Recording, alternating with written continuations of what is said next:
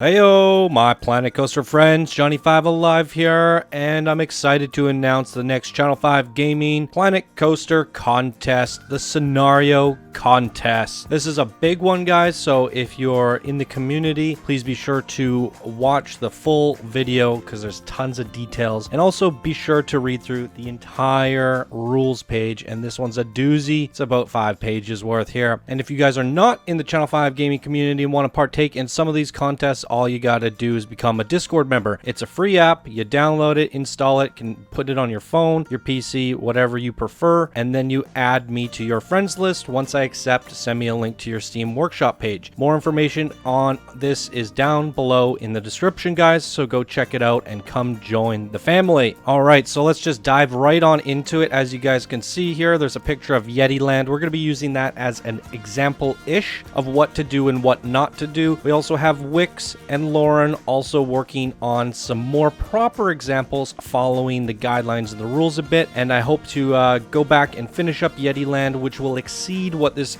contest is meant to do, but maybe if I have some time I'll try and do a normal example. So Yeti Land is a little bit above and beyond what we're looking for, but there does do some things right and it does some things wrong, so I think it's a good example nonetheless. So let's tell you what this contest is all about, guys. So with the release of the 1.4 update, we now have the ability to make custom scenarios. For this contest, we will be pushing all your creativity to the limits. You will be required to go outside of your comfort zone and create a little bit of everything. You are required to build a custom map, a mini park including the following: a unique spawn point with custom park entrance, one main attraction, this can be a coaster, ride, or transport ride, 2 rides with custom ride skins, at least 3 custom shops, and a whole lot of scenery. You will also have to ensure it all matches together in one cohesive environment and plays well with your scenario's backstory and objectives. You will be pleased to know that you can use anything from your workshop,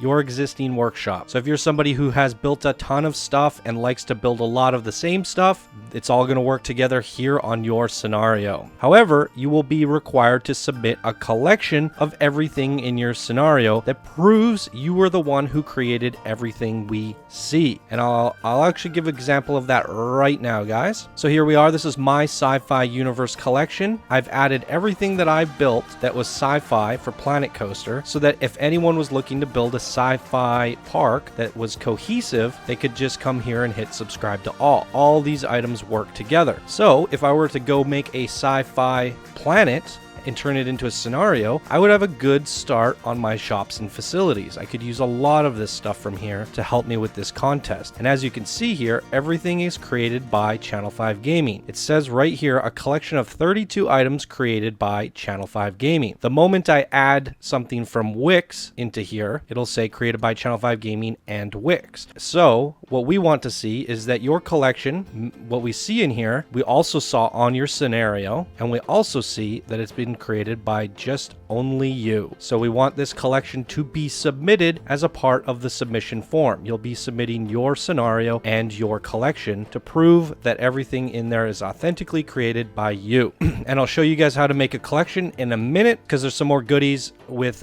collections that we've included as bonus points. So we'll show that in a bit. Remember, these are scenarios. Contests you put inside the park should only be the beginning. With that in mind, these parks themselves should not use up more than roughly a quarter of the entire map size. And optimization / frame rate should be playable upon loading up the scenario on a high-end gaming rig, aka my machine should be able to run it higher than 30-40 FPS. It's not a park contest, guys, it's a scenario contest. We want to see amazing starter maps that have a little mini park that get you inspired to build, expand, and create a wonderful park from your scenario. So there's a lot of stuff to go over still, guys. We got the contest rules and the judging, so stay tuned for the judging because there's a lot of stuff that I want to cover in this. It is certainly a big contest here, and then I want to go into game and kind of break it down further using Yeti Land. So contest rules: the contest will run until January 31st, 2018. At the time of this recording, that's going to give you guys over 6 weeks to get through this, and then it gives me a couple days before before we judge in order to make sure everyone has done their stuff properly and just double check and QA things. Only one submission per member as normal. The upload date for your workshop item must be between December 18th now and January 31st. This is just for the scenario itself. Obviously, as I said, you can use existing stuff from your workshop, so we're not checking the dates on anything that you used in terms of blueprints. The total content inside the map should be at most a quarter of the map size, again, meaning the map should mostly be empty. These are scenarios, not parks. But to an extent, guys, we still want to see some little decorations here and there. If you do an underwater park, we want to see coral reef throughout the whole park. If you're doing an alpine, we want to see some snow, some hills, some rocks, some boulders, some snowy trees, you know, all that stuff. So we want to see little assets of decorations throughout the whole map, you know, and over, but not too much either. We want to see some spaces that we can build, but we also want to see the mini park. So the mini park should be the center little kind of starting area. From there, you expand out to a bunch of empty spots that might have touches of scenery here and there. But generally, if you add all that stuff up, it's about a quarter of the map size or less. So the scenario should include a unique custom map, interesting landscapes for players to expand on. And I'll go more into this down below when we go into the judging, guys. I'm just going to rapid fire through these. 3 scenario goals, 1 bronze, silver, and gold. You can have multiple goals for each objective. A park entrance, think about a unique spawn location with custom art building. 1 main attraction can be a coaster, water, or track ride, or transport ride. Dueling coasters are also allowed for your main attraction. At least 3 custom skin shop buildings. Each building can include multiple shops too. So if you do a gigantic, like I did a Planet Gulpy, inside there was like different kinds of Gulpy, a bathroom, and maybe some hot dogs or something. It was a big building and there was multiple shops in it. So if you want to make 3 little shopping malls, you can do that. The important thing is we see 3 skinned buildings with shops in them that match. If you want to do more and you have like all these little things that match and go together, if you're doing a post-apocalyptic theme or something, and you want to do drat burgers and deep fried maggots and radiated juice, you know, you get all these cool ideas. We want to see those. So we want your shop, we want a shopping area, a food court, and we want to see you fill it up with all these creative shops that you have built. And if you don't have much energy and you just want to do 3, the bare minimum, that is fine too. Custom scenery shop skins, you can have additional empty shop skins which the player can add shops into. Keep in mind frame rate and optimization. So this is essentially like if you have a scenario that says we want you to expand it or whatever, you can have little shells where people have to like put shops in later. We just put that in there in case someone was thinking about that. It's allowed. So but you can also just turn them into shops if you want. Obviously, guys, keep in mind, like, we don't want to see 1,000. Maybe I should have put a limit on this, but it's kind of implied in the optimization and how we said a quarter of the map size. So you could build up to 10 shops if you want, but just don't build 100. Just be considerate, I guess, in terms of a scenario. 2 custom skinned flat rides. The flat rides must have a custom skin. So don't just put down a carousel and call it a day. If it's a post-apocalyptic carousel, make sure to put some crazy radiation on it and some broken down doodads and all that stuff, and there you go.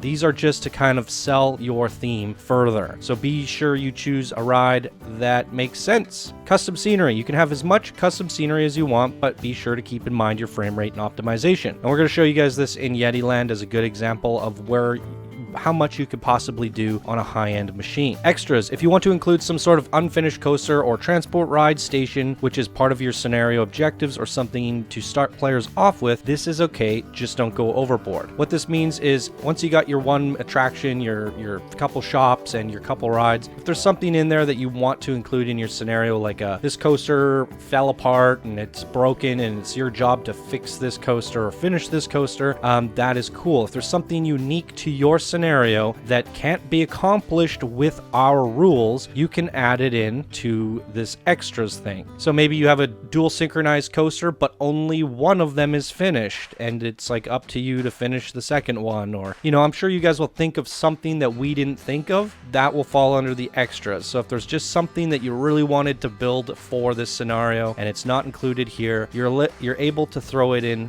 as an extra. Just don't go overboard, please. We're not building parks again. again, it's scenarios. Frame rate with 2,000 guests should ideally remain around 40 to 50 FPS, meaning watch your park count. If you were including guests with your scenario, keep them starting under 500. So if you have a park that's already opened up, just try to make sure it's a small amount to start. Scenarios that have an overabundance of decorations and run lower than 30 FPS on Johnny's high-end gaming rig are disqualified. And I will show you again, we'll go to Yeti Land. There's a ton of stuff in Yeti Land and it's still running at 40 something FPS on my machine. And this example is overboard.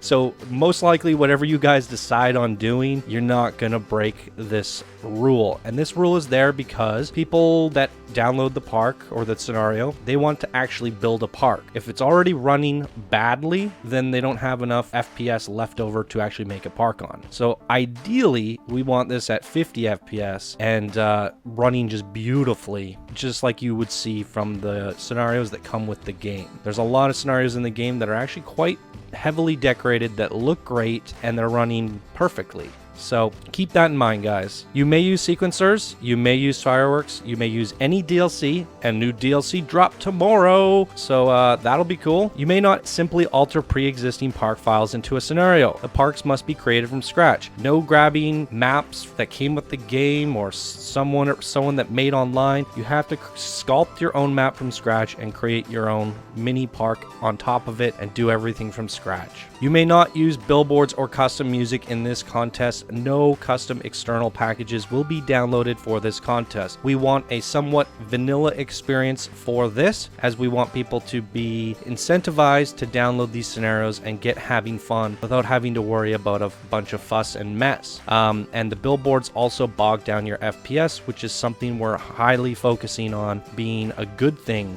in this contest, and we don't want to mess it up with some videos and such. So keep that in mind, guys. Vanilla this time around. Leave all research available, otherwise people will be locked out of using items from the workshop. What this means is essentially people will make pirate stuff but take one little tiny piece from sci-fi, and because it has one little sci-fi piece, you cannot place that pirate ship down because it's considered sci-fi as well. This is a problem on Frontier's end, and we should probably put this in as a suggestion that when we upload a file like a pirate ship and it's using multiple assets like from sci-fi or fantasy, there should be a checkbox or option saying how would this be researched, and we would check the pirate box research. Right now the tags are on every individual item in the game, so if you add one sci-fi thing to a fantasy building, suddenly it becomes sci-fi fantasy and you can't research it. So for that alone, guys, make sure your research, everything is available either pre-unlocked or able to be researched. Otherwise you're going to be like, well, you can't place this pirate ship down in my pirate park because it had a sci-fi item. It's a rather unfortunate aspect of the game in terms of research. However, rides, coasters, all that, you can still put some thought into those things. So you are required to create a collection that contains everything in the scenario created by you, and I already showed you an example of mine, and I'll show you guys how to create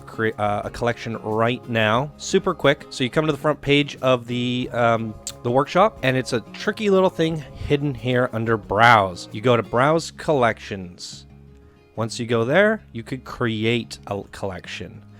You simply enter the title of your collection, you choose a file for the image, and you can just choose a screenshot from your game, and there you go. And then you describe your collection, and then you pick your items, most likely items that work together. You want that checked so they can hit the subscribe to all button, and then you can choose what category it belongs in, and then from there you hit save and continue, and it'll bring you to your workshop, and you could just pick all the things from the list. And that's how you make a collection. It's pretty darn simple. The big thing to note is it's in Browse Collections, create collection. So it's a little bit tricky to find, but there you go. One thing to keep in mind, your main attraction might exceed 4K. So obviously you won't be able to add that to your collection, which is fine. We're going to trust you guys with that. If you decide to make a 4K blueprint as your main attraction, it's just going to be one more thing to pad your workshop with. So it's up to you whether you want it to be an exploration experience or if you want it to be a blueprint. As a bonus, guys, if you create an external collection of workshop creations which would work perfectly for completing your scenario, you will earn a bonus point for including that on your workshop page. This is simply to help people get started in playing your scenario without having to dig through the workshop. They could follow the link in your collection, subscribe to all, and get playing. So again, back to my example here with the sci-fi universe. Let's just say I did make a sci-fi park on Mars or something. All my sci-fi creations would be really good to help finish that. Now, this is all created by me. So what I could do here is, let's just say I did a post-apocalyptic park.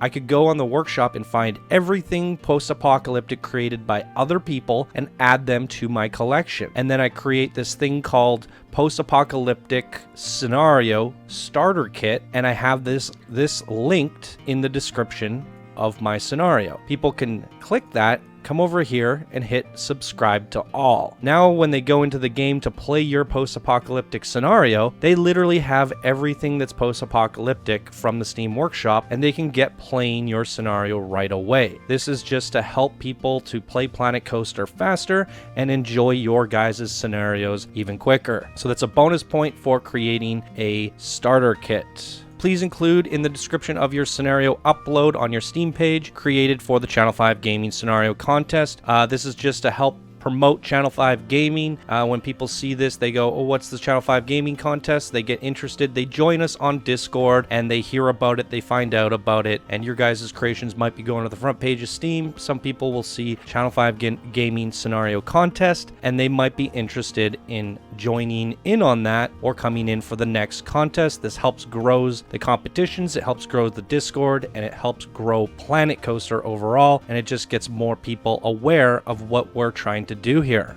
So please do, guys, include this into your Steam page upload. And judges may not participate in the contest. So submission form is coming soon. We're going to be working on it. It's going to be a little bit more detailed than it was in the past, and it will require the required collection link, and we can be sure to look at all your items. So the judging, guys, we'll have a judges panel to decide the winners. And if we get enough submissions, we will divide the brackets up again. Now, this is a very challenging contest, so I'm assuming there will be less people competing in it. And it is a very tricky one, so we'll have to see how this one goes. I'm really curious. Judges, for the first time ever, we're doing 4 judges, as this is a big contest.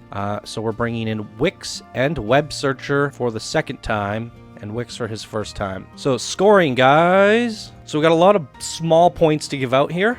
And it's much better this way because we can really get a decisive winner. So your backstory is 3 points, and this is displayed on your Steam page and submission and should reflect the overall goals, challenges, and theme of your scenario. So I made this post-apocalyptic world and we want you to restore order. There's a lot of crime. You have to bring crime down, and there's a bunch of broken down rides that aren't making much money, etc., etc., etc. And it takes place in a post-apocalyptic universe, and everything in there, you know, is suitable to that. And we're going to be judging your art, such as your terrain, your park, your main attractions, your rides and shops, based off of what you told us about your backstory. So if your art, if everything in there is fantasy and sci-fi and it's all a mishmash, but you told us what your backstory is, you're going to start losing points after that. So if we're excited about your backstory but nothing else reflects that, we're gonna have to deliberate on that. So balanced objectives, guys. While we may not be play testing these scenarios, we'll be theory testing them by reading through the objectives to the viewers. Be sure your scenarios aren't too easy but also not impossible. We want some challenging scenarios. The objective should be balanced in terms of progression. Bronze should be the easiest, then silver, then gold the hardest. We don't want to see, you know, achieve 2,000 guests in your park as bronze, and then the last one is place 1 ride. So they should be definitely in the other order. Try to be creative about your objectives. Try your best to match them to your backstory and overall theme. And we had some examples of this, like maybe you did a Gotham City island, and then there's a bunch of islands that are connected to it, and 90% of the guests have a likelihood of spawning with the trait thieves. So there's a lot of guests that are spawning in and wanting to become thieves and vandals, but you're going to have to somehow afford to hire 40 plus security guards for this park. But in order to do that, you're going to have to make enough money to pay for them all. So you're going to have to expand to Arkham Island and this island and that island. You're going to have all these empty spots on the map to build, earn money, and eventually get rid of this crime. So that's a cool example of how you could try and match the theme. In this game, it's not easy to do that. There aren't a lot of options, so just try your best to match them as much as possible. We understand that at the end of the day, we just want you to try and get people to build and expand on your park. So for sure, you're going to earn 2 points if you have good progression and the challenges are fun, not too impossible, not too easy. And you'll probably earn 3 points if you found a clever way of introducing something unique to your objectives that matches your scenario. So scenario theme, guys, is a big one. It's worth 5 points. Your overall scenario should have a running theme. This should match your backstory, your park entrance, your shops, your rides, and your main attraction. So we're gonna rate that overall. How well did you do everything? That's between 4 judges for a total of 20 points out of 100. So be creative. Your theme can be anything you want. While we can expect the standard Western, sci-fi, fantasy, pirate, spooky, and winter's festive scenarios, you are also not limited to these. So you can come up with unique themes such as like Egyptian, Aztec, Greek, post-apocalyptic, modern/city, the new safari, alien or otherworldly. Yeti Land would also fall under this unique category. And then there's stuff like Planet Coaster themes. I really want to see this, guys. So this could be anything like Lauren's doing a Cosmic Cow Arctic planet for her example. They make their ice cream on a frozen planet, like a Pluto planet. So that's a really cool one that she's doing. Chief Beef City Crime Stoppers could be fun. Tiki Cheeky Jungle Adventure, Missy Ellie's Western World, Coaster Kings Coaster Islands, Lockjaw's Pirate Paradise, Pip Shop Water Park, and much more. So think of some of the characters from the game and you could build a whole theme dedicated to them, much like how Planet Coaster did for their base scenarios. But think of this as like the next step up, trying to push their scenarios a little bit further and make them a little bit more challenging than what comes standard with the game. I love this idea, guys, and I also love some of the unique examples that I know you guys are going to come up with. A post-apocalyptic scenario with its own collection. Oh my god, it'd be so cool. So lots of cool stuff here. And you know what? If you just decide to go with Western, you're not going to be penalized for that, guys. We want to see awesome Western parks. We want to see awesome fantasy or spooky, whatever you decide to come up with. You know, you're not being judged based off of your choice. You're being judged on how well you blended it all together. So if you do the most amazing Western park, you're gonna score just as high as someone that did the most amazing Egyptian park. So this is completely up to you and how much fun and how hard you want to push your theme. It's all up to you guys. So terrain and landscape is 3 points, total of 12 points between all judges. It can count for 12% of your overall score, so it's pretty important. So since the launch of Planet Coaster, we have generally had only flat challenge maps and flat sandbox maps to start playing on. We want you guys to present us with something interesting, challenging, and fun to build / expand a park on. Think hard about your starting area that you build and the expansion areas that your subscribers will build out to next. Create interesting vistas that inspire people to build around and challenging elevations that push people's creativity. Don't forget the custom biome feature, guys.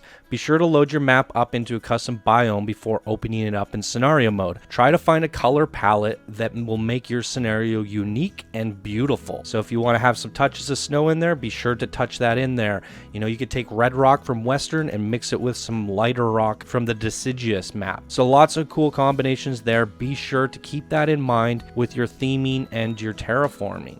Terraforming is going to be really interesting, guys, and I really hope to see some expansion areas, some islands, some rivers, some canyons, some gullies, mountain peaks, you name it. But be sure that people can actually path and get to them and work with it. If there's a terrain that looks impossible to work on, that's also not necessarily fun. So think realistically in terms of what the game is capable of. As long as you have pathing that leads you to these spots, it should be fine. Park entrance, 3 points. This is more important than it appears, guys. Scenario mode has introduced custom spawn locations for guests. Be sure to think of creative place or design where your guests enter into your park, then decorate it.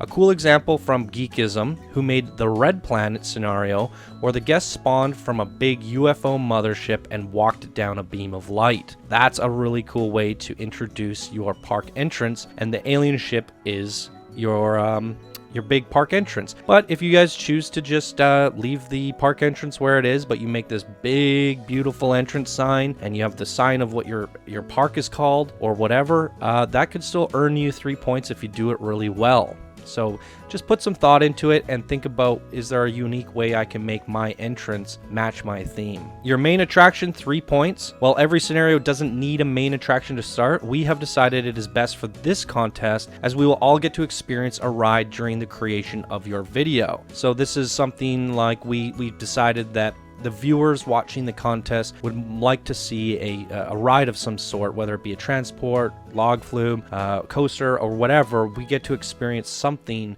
in your scenario, and you're going to find a way to incorporate that into your theme, and it's just a part of the creativity and the challenge process. So your main attraction should be themed perfectly into your scenario and also be a fun experience. So something to think about there, guys. And if it's a money maker, you have to kind of try and find a way to balance that into your objectives. Rides and ride skins, 3 points. So you got to pick your 2 flat rides wisely, then theme them to be even better. We want to see your ride skin choices cleverly match your scenario and are decorated to blend in even better. So if you're picking a sci-fi futuristic planet or a moon, you should probably pick that swinging rocket ship flat ride, or if you're doing something pirate, you should probably pick that little whirly rig thing or rocktopus, and then find a way to make it even better. So some examples there, and it's just another way of us seeing how you push your theme by theming ride skins. So shops and facilities, 3 points. Your starter mini park areas relies on a strong food court. Be sure to find clever ways to brand your shops to match your scenario. So as I mentioned earlier with the post-apocalyptic, you could have Drat burgers and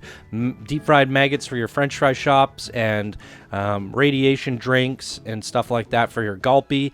And you have these nice signs and these cute shops, and it all matches and it goes together, and you have this little slum town, post-apocalyptic little town at the start of your little mini park scenario. Then you can also include decorative eating area using the new picnic tables. So when you do make your little food court and your shops, try to include a nice area for them to sit and eat at. So when people load up the scenario, they can see, there's some guests buying some food, there's some shops, there's some sitting areas, a couple rides, and a main attraction. And then from there, they go, where am I going to expand to? How am I going to make this better? I'm going to turn this into the most thriving post-apocalyptic nuclear park that I have ever seen. And then they're going to also use your workshop collection starter kit as a way to get them going. So as I mentioned, we want people to download your scenario and begin playing immediately. So start a new collection and name it after your scenario with starter kit in the title. Example, Yeti Land scenario starter kit. Then fill that collection with things that you think would work perfectly in your scenario. Remember to post the link of your starter kit collection on your Steam page. So there you go. Once you've got your whole little mini park themed and your whole scenario feels awesome, the next thing that completes it is a starter kit collection, which is going to earn you a bonus point from every judge for a total of 4 points. That's 4% overall that you can earn. Pretty cool. And people get to start building that post-apocalyptic dream park that they've always wanted to do without having to actually build it all themselves. Alright guys, this is pretty important. Bad optimization equals disqualification. We want your scenarios to actually be playable. Therefore, you must keep in mind optimization and not go overboard with decorations. This will be tested on my high-end gaming rig, so requirements are much lower. If I am experiencing less than 30 FPS on my machine, then building a park will quickly become unplayable.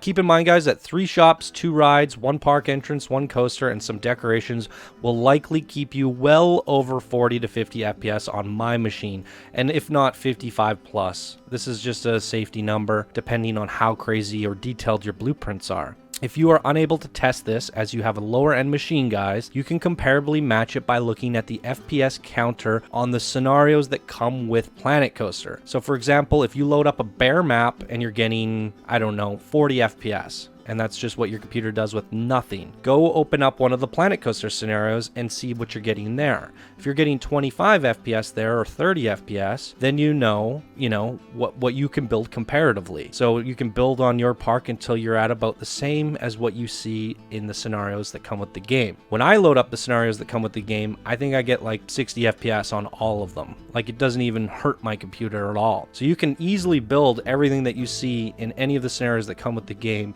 without without it hurting your FPS. So if you're starting at 30 and you build until you're at 20, you're most likely fine. You're going to be good. Here's a little example of how you enable FPS counter on Steam. You just go to your settings, in-game tab, and here it is right here. You can set it to the top left corner, and you will see it in-game in the top left corner. So all these things to be judged, all these tiny, tiny little categories, the biggest one being scenario theme, is going to bring you guys up to a total of 25 points per judge, 4 judges for a total of 100 points. So the bonus points this time around, it's going to be 4, which is 4%, and that's pretty easy to do, and a lot of little things for all the effort you put in. If you're not good at rides and ride skins, guys, you know, oh, you might be able to just dip out a couple points here, but make up for it everywhere else. We've divided things up to a point where if you're not good at building coasters, we're not gonna punish you for it. So the main attraction is only worth 3 points. So no matter what your skills are, or if you put a lot of effort into all these different columns, you'll definitely win. So there's a lot of give and take here, but definitely try to do each category to your best. So quite a long video so far, guys. There's a lot to cover here, so hopefully you're still with me. Let's go take a look at Yeti Land and talk about that. All right, so here we are in Yeti Land, which is a scenario that I made last year, which needs some still touching up because the scenario mode is actually here, and I want to improve it a little bit. So this was on the original map size that came with the game, and now you are actually able to increase the size of your park like this. So I can actually increase the width of the park. So I can make Yeti Land potentially this much bigger. So you can see that I'm definitely using less than 1/4 of the map size.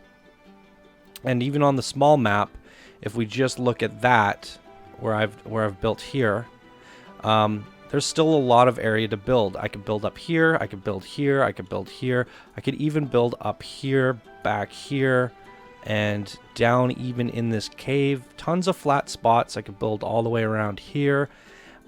Sure, this area is taken up by the war, but there's still some spots to build over here and back here, all along here. Tons of room to build on, even in the cave.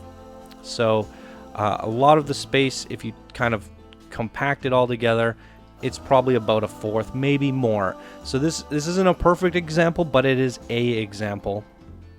And right now, if I push play, I'm getting 42, 45, 47 FPS, 49, 48, 51, and I guess if I start moving, 44, 42, but this is with play mode enabled and no guess. But I don't really drop into the 30s. Now, couple things to keep in mind, I have, like if I look at this, my FPS will probably tank. It's getting 28. However, that's hidden underground, so I don't think it's a problem. But with all these lights, you see I get this bug. I have to actually go back to Yeti Land and redo this, I think, because it gives you these square pixels, because that's what happens when you put too many lights together.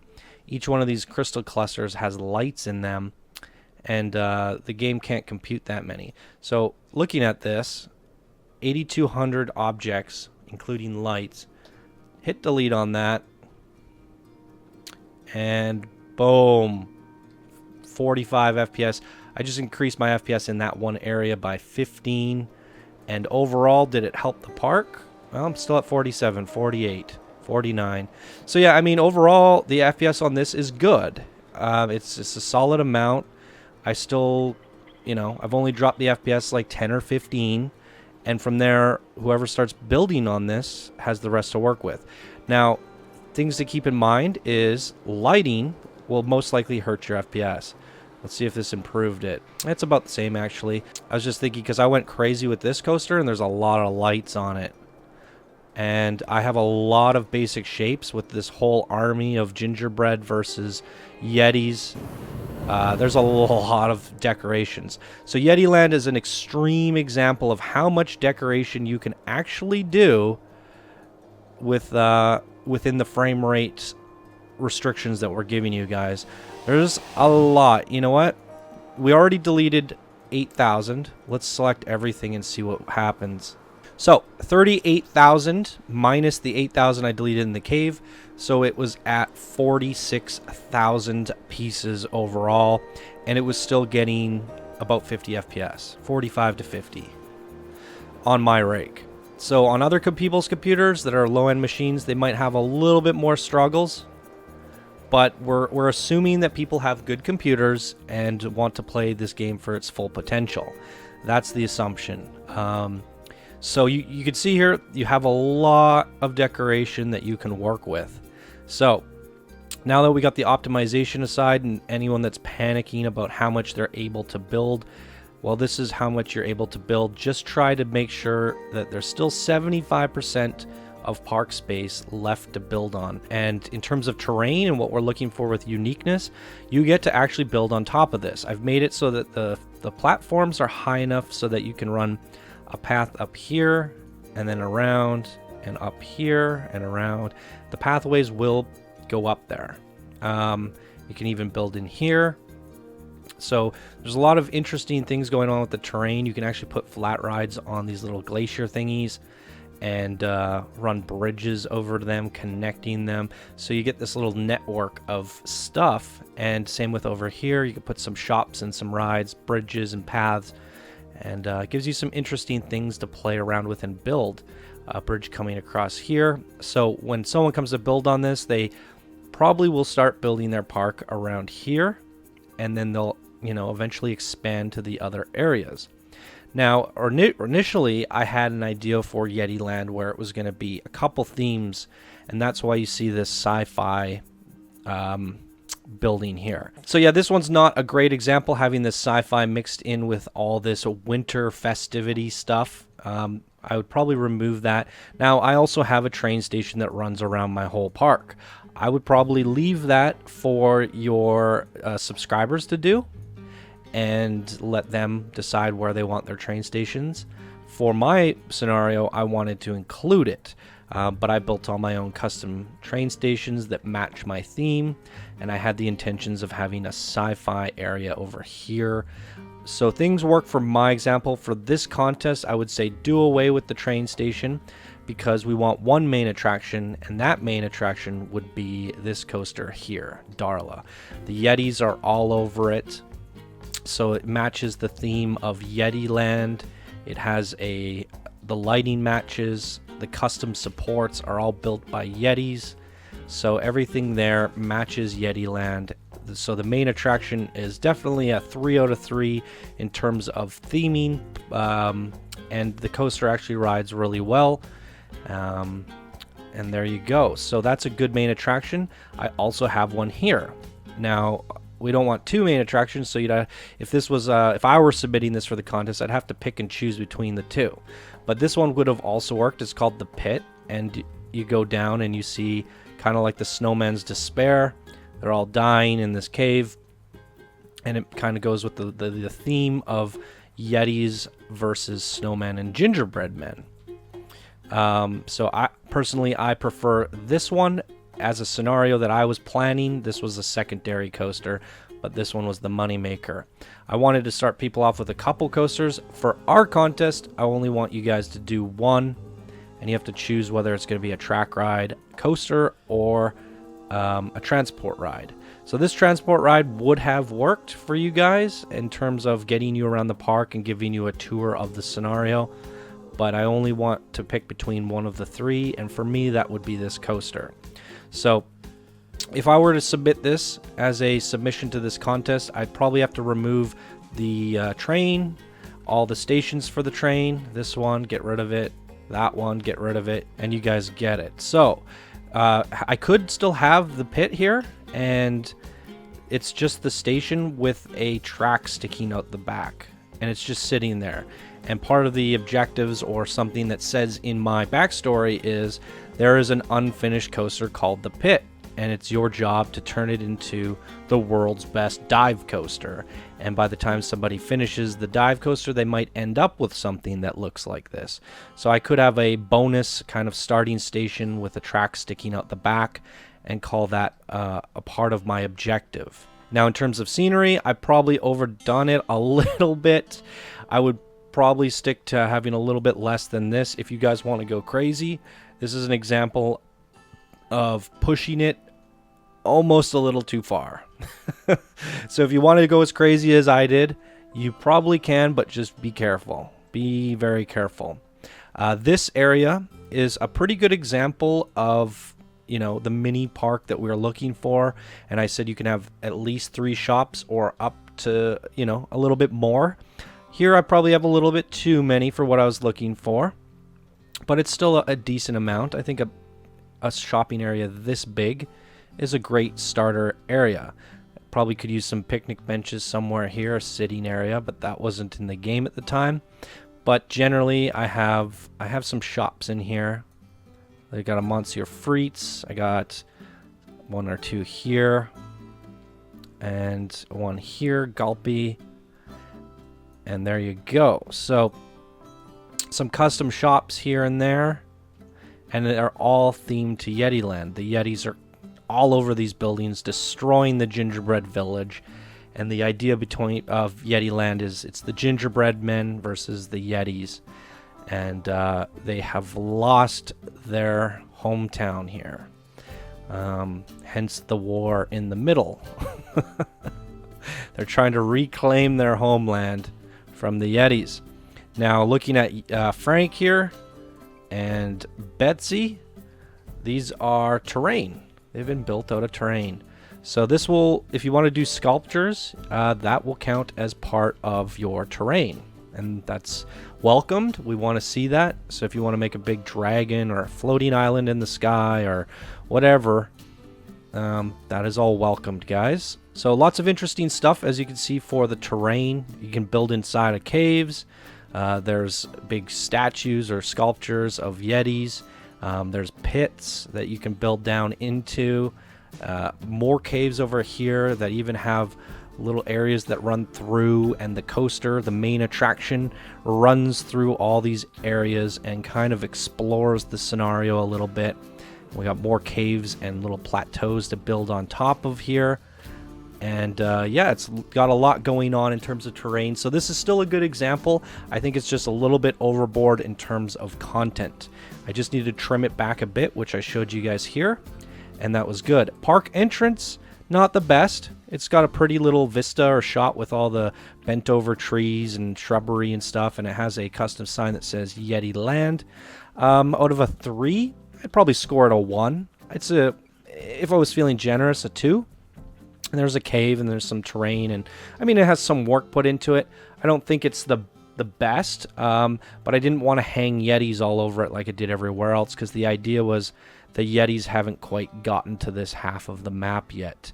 So I probably could have thought of an more interesting way to do the spawn point, but at the time that wasn't an option. So there are a cave over here, so maybe I had a secondary spawn point where the guests spawn in through the Yeti cave or something like that, and there's 2 spawn points. Something I could consider is a spawn here and a spawn there. But yeah, not the most interesting park entrance on this one. I think it's okay. And then what else? Let's talk about the objectives. So I set up some example objectives.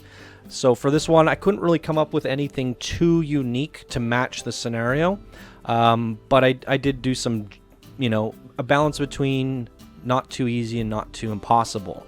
So objective 1, you got to get 1,000 guests and build 3 flat rides. It's pretty easy to do. I wouldn't say too bad, especially because there are some attractions in here that will draw the guests in quicker. And then for medium, I want you to make a firework display that holds the attention of 200 guests for 30 seconds. This is something that would be unique to Yeti Land, because I think if you were to have some paths going around the war here, and you had a firework display happening right above it, then all the guests would be kind of like looking at the war, and they'd be like, oh, and the fireworks show was going off, and it would bring your attention to the sculptures and the war, and all the guests would gather around this spectacle that is the Yeti Land War. So that was my way of finding a unique way of, you know, doing an objective that kind of matched Yeti Land. And then I want to have it so you build a really exciting coaster, somewhat similar to this one over here. And that's, you know, this park is about really cool coasters, and that's why I started you with 2. and I want you to kind of turn it into a coaster park. It's a Yeti Land King Coaster style objective. I've also started it off so you have a $10,000 debt, and you have to pay off all your loans, achieve a park value of $200,000. You have to build 3 more coasters after this one, and 10 flat rides total. So you got a lot of rides to build, a few coasters, 4 coasters, fireworks display, and you have to get a lot of value. So there's tons of objectives, but what this means here, I think they're achievable. They're not impossible, but it does mean you are going to play until the whole map is full. And it's a hard challenge. And, you know, you're not going to just place a few things down and call it a day and beat Yeti Land. You're going to be playing it for a couple days at least. So there you go. That's my challenges. Some little tweaks that we can go through. One unique thing about Yeti Land, and I was kind of back and forth on this, is it's open 24 hours a day. Because I did so much work on the night, as you can see, I've lit the water all around. I've lit the bottoms of the glaciers and icebergs and stuff. It's got a lot of nighttime lighting. The whole little village over here is lit up. And even like the footpads are lit up. Everything. I mean, there's a ton of nighttime lighting gone into this, especially this cave. Oh yeah, and there's my custom ride skin, Bumpin' Derpy. It's a Bumpin' Derby. So that's an example of a ride skin that matches Yeti Land, and it certainly does. So I didn't do 2, so it would need 1 more if I was submitting for this contest. But yeah, anyways, lots of nighttime lighting. So one unique aspect of my scenarios is open 24 hours a day so that people get to appreciate the nighttime. I wanted to do maybe nighttime only, but I thought that might get a little hard on the eyes after a while. So Yeti Land's open 24 hours a day. I allowed it so players can edit the park capacity. If they have good computers, they can have up to 6,000 guests or whatever they want to do. Finances, you have to pay back this $10,000 loan. It's initially active, but there are few loans that I've made available. There's some long-term loans that you can take out, and I think a couple short-term ones. So if you need some money to get things kicked off, there are some loans available to you. And here's an important thing, guys. Research, you're going to have to definitely spend at least 10 minutes here before you get going. There's a lot of stuff in the game that starts you off unavailable. You want to try and sort that out. So I basically made all the shops and all the rides and all the coasters researchable. And I started everybody off with a few flat rides and a few shops, a couple coasters, or a few coasters, I guess, a track ride, and then all the scenery and buildings are already unlocked. Because if somebody wants to place something down and it used one little sci-fi piece and they can't place it because it's not researched or it's not available, I don't want to punish them. So whatever people want to decorate with, I've made sure it's all unlocked. In terms of, you know, progression and actual gameplay mechanics, I think it's good to have some of the research being used. So that's where you have to research all the rides, the shops, the facilities in order to expand in the game. So that's also going to make the objectives more difficult, because if you're going to build 3 coasters, well, there's like only a couple unlocked. So you're going to have to research them and make some money to do so. And if you have to build 10 rides, there's only 4 available to you. So you won't even be able to beat the objective until you've researched a bunch of rides. In terms of anything that's unavailable, I've made sure that everything is available. So I highly recommend to everybody to make sure all buildings and scenery is unlocked, just for the sake of sanity reasons. I didn't do anything too special with marketing or staff. The guests I did a little bit something unique with. I decided for Yeti Land, because it's all about war, destruction, and toys, and you know, things that kids and teenagers would be excited over. Fun little destruction and stuff. I decided 46% of my park will be teenagers, but but 34% family and 20% adults. So the adults will come to Yeti Land, because I know there's people out there that are 35, 40, 50 that like a little bit of destruction in their life, but they're most likely going to come by themselves or with a friend. So groups of adults aren't going to be coming to Yeti Land. However, groups of teenagers are going to be coming to Yeti Land. They're going to gather with all their friends and come check out the mayhem that is Yeti Land. Families will come. They will bring their kids because their kids want to experience Yeti Land. So there's a lot of young people, kids, and teenagers. So with Yeti Land, if you're going to beat this scenario, there's a ton. You'll make a ton of money off thrill rides and extreme coasters because there's lots of teenagers. And but if you put gentle rides down, there's a lot of kids as well. So you're still going to make money off of gentle rides. But my idea is we're leaning towards more of making money on coasters from teenagers and some adults. Now, as mentioned, the kids, you still need some stuff for them. You're definitely going to need some gentle stuff for them here and there. Now, I did do some spawning trait stats over here, which is going to play into things a little bit. Mainly that there's a good chance that they'll want to go on thrill rides and coaster heads.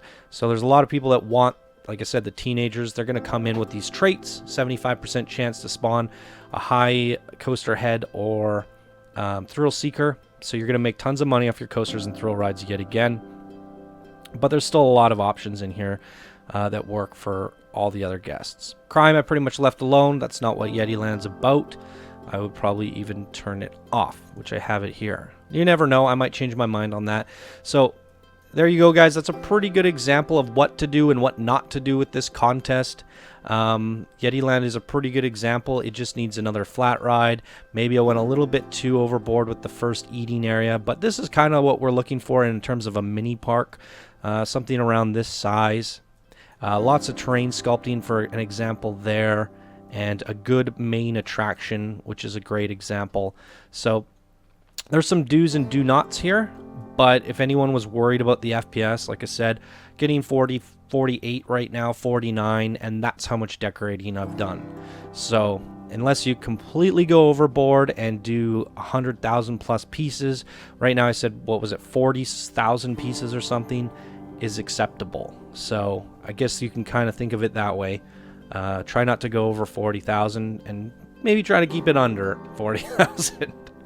This is quite a hefty example. There you go, guys. That's a long video. The longest explanation for any contest yet. It's our biggest contest yet, and I expect not for the light of heart. So there's going to be, this is going to challenge even the best of the best. So good luck to those who decide to participate, and for everyone else that wanted something smaller, a little bit easier, not to worry. The contest after this will be sure to bring out something a little bit more fast-paced and easier to do. But I also think this contest gives everyone a chance to use their workshops if they've been building up, and they can use some of that stuff here today in their collection for their scenario. So there you go, guys. Let me know your thoughts down below in the comments if you're excited or not. Come join us on Discord, be a part of the contest, the community, all that stuff. Come have fun, and good luck to everyone with their scenarios. All right, guys, that's going to do it for this video. Thank you so much for watching, and I'll see you guys in the next video. Bye now.